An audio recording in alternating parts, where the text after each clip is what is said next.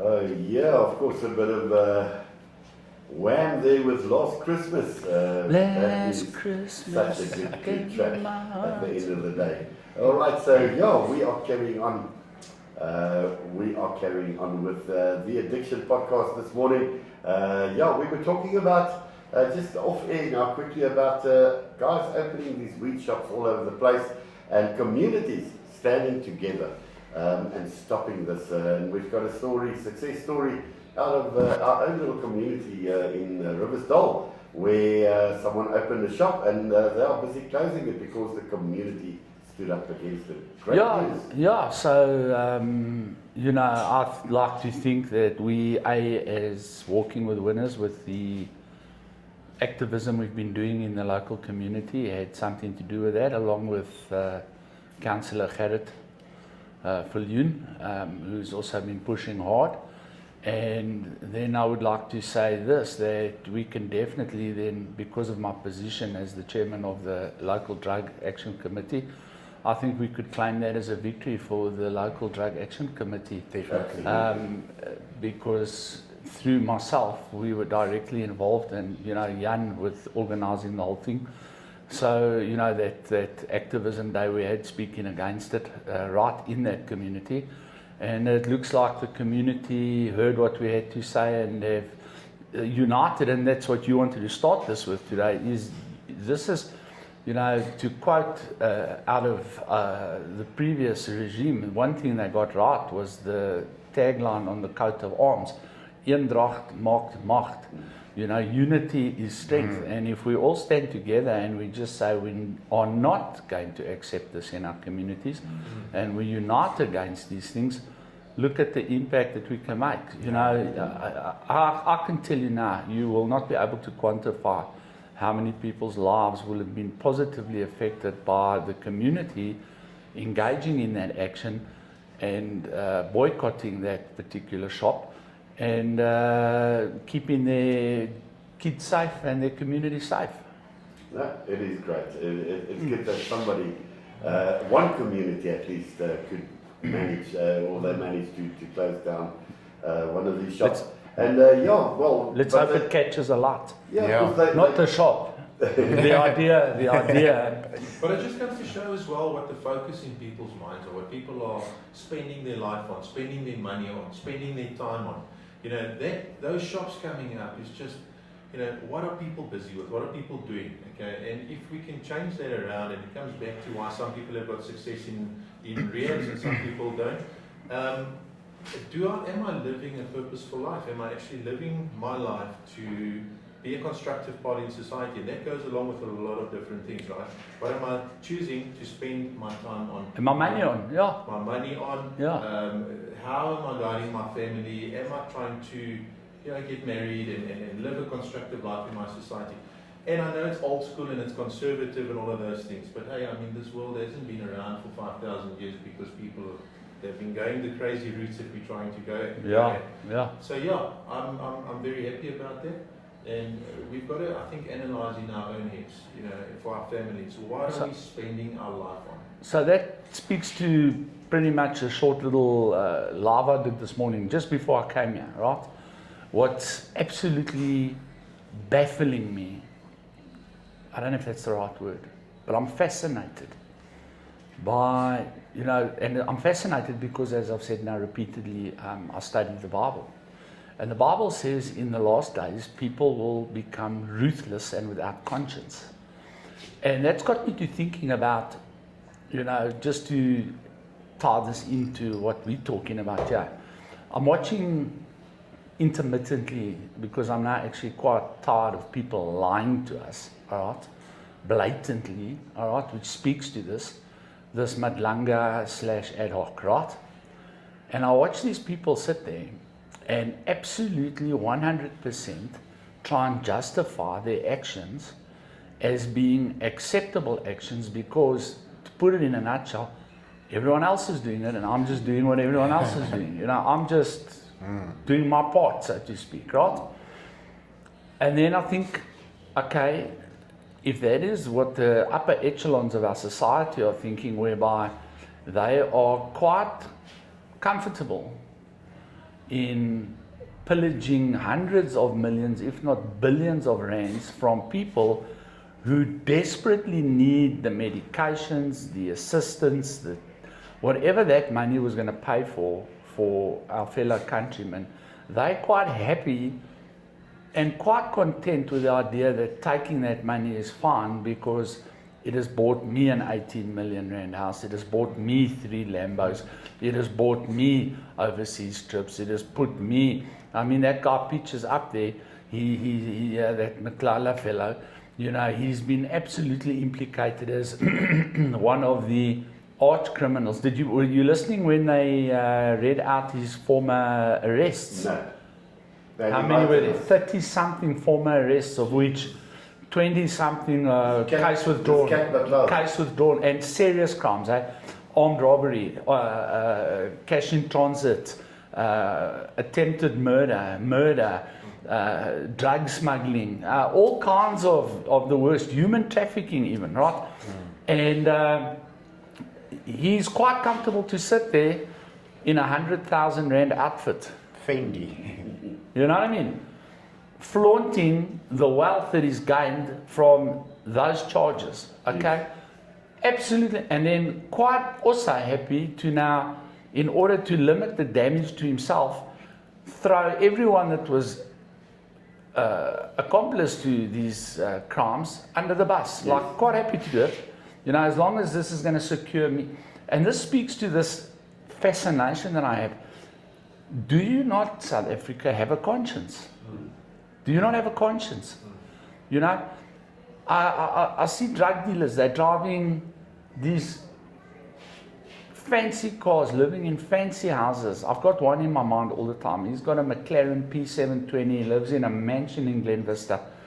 He's got to drive around Rosettenville and Turfentine and see the results of what his wealth is buying for those people that are suffering and dying because of the product that and he's quite happy because his kids are in private school. His wife is having her hair done and her nails done and her spa done and her facelifts and all the lifts that women do. You know, that those people's suffering is paying for, and he's quite okay with that, you know, because in his mind, this is what freaks me out. It's their choice. Yeah. And if he doesn't sell it to them, someone else will sell it to them. So why not he be the one and get rich off it? But if we all think like that, where are we gonna end up as a society? Then we're going back to the Stone Age, where survival of the fittest, and there's no human rights. There's none of that is applicable, and we just do what is good for us. And if that, you know, if you're killing, and this is another campaign that is kicked off now by the Central Drug Authority. Life for drug dealers. Life sentences for drug dealers. That's what they're pushing for. And no bail. No bail. All right? And I think I'm fully in support of that. And the slogan of the campaign is a life for a life. Because what people just don't seem to understand, a lot of people, is that addiction is deadly. All right? And these people are, the difference between shooting someone with a gun and selling them drugs is that there's less pain involved with being shot with a gun than there is being systematically killed over a period of years. Yeah, and there's no conscience. It's mind-blowing to me. I feel bad if I kill a gocha. I really do. Except a fly or a mosquito. Those are not only those. Yeah. No, I don't fish, man. I don't fish. Not for any other reason. It's not because I feel sorry for the fish, you know. But I think I would, though. You know what I mean? Because I scuba dive and I check the fish, like living their little fish lives, and they, you know, just doing their thing. They're not bothering anybody. Then all of a sudden, you know, and you often see fish swimming around there with hooks still in their mouths, and particularly sharks, and that you see a lot of it. And I mean, we one day had a turtle and we took a straw out of its nose, and another one had a rapala that had hooked its flipper to its shell and it couldn't swim. So we've done a lot of that stuff underwater. So yeah, I do feel sorry for those oaks. But how do you see what you're doing to people like you through what you're doing in order just to enrich yourself. Why don't you just open a normal business and run a normal business and make money selling clothing or food or supermarket or whatever it is, you know what I mean? And like you, sand and stone and whatever, building, and make yourself wealthy that way through a productive way. Then do something that is absolutely 100% killing people, and you feel quite happy with it because you've got a 5 million rand car and a 200,000 rand outfit on. It makes me absolutely sick to my stomach that people just are absolutely. When you read the Bible in that context, you just cannot but see the truth in the word. Ruthless, conscienceless, brutal, disrespectful to their parents. Those are all in the book of Timothy. Right? And look at it. Is it wrong? No, we're there. When your government that you put there is helping to kill you, no, then there's a problem, a big problem. Major problem. Yeah. Absolutely. All right, we've got 8 minutes left. Anyone wants to... Coming back to the corruption and the addiction and everything getting out of hand, not just in our country, but around the world, I see that we live in a day and age where people are so focused on their own lives, it's just their lives, they must do what they want. But people are seeing now, listen, this is starting to affect all of us directly, so we need to make a stand and we need to stand together. Let's go back to the whole thing in Riversdale with the wheat shop closing down. The community are starting to put their feet down because they see our kids or our husbands or wives or loved ones are going to be directly affected by this. And it's a great sign. I honestly think it's a great victory. Yeah, it's a massive victory, and once again, just hats off to the people who are standing their ground. And I'm speaking to the community themselves. Your leaders, sure, but without you behind your leaders, we can do nothing.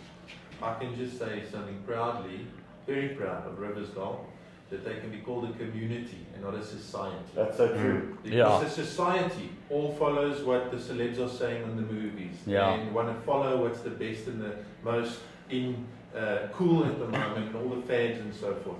And a community that realizes, but wait a minute, these things are going to have a bad effect on us going forward. What is our kids going to be busy with? Our kids are all going to want to now, but here my kid doing that, and that chummy is doing that. And now I want to also, mom, I just need 20 rand and I can get this because Bobby is doing it, okay?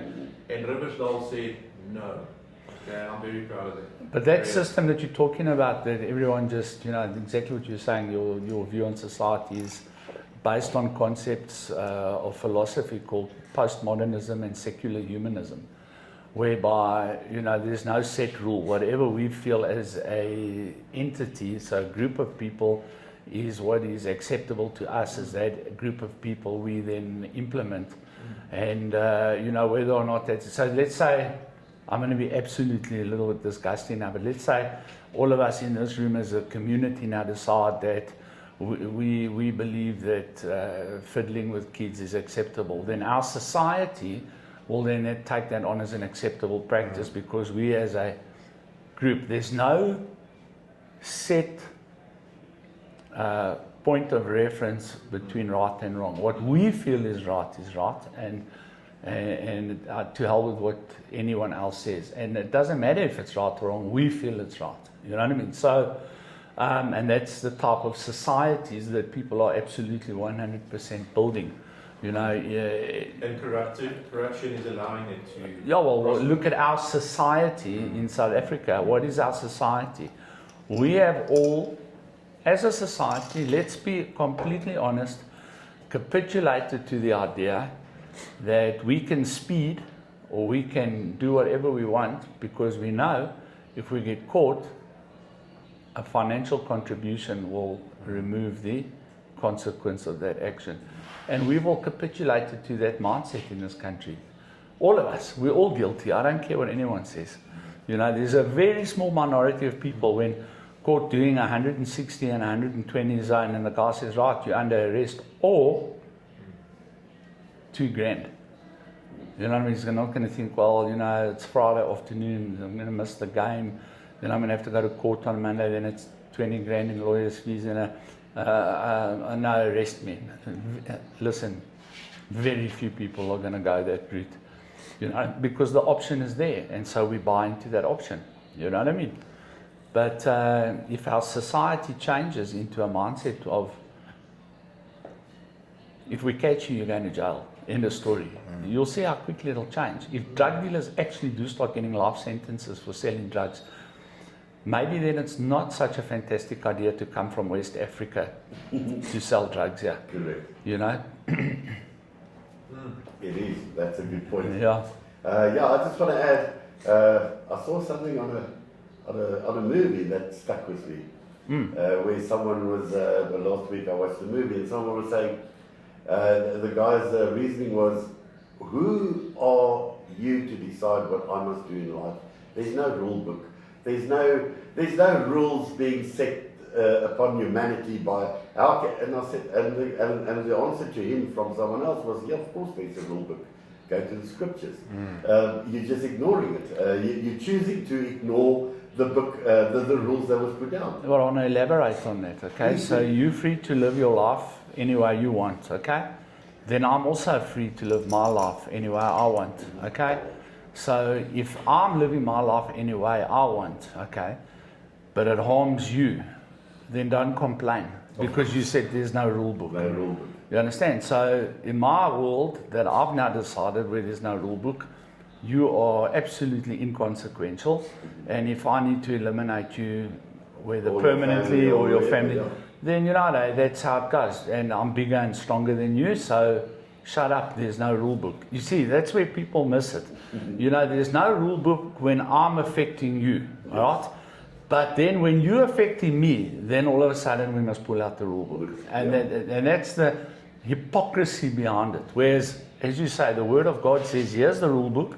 If we all live according to these rules, we'll all be cool. Glory, yeah, absolutely. All right, that's it. The time we have for today.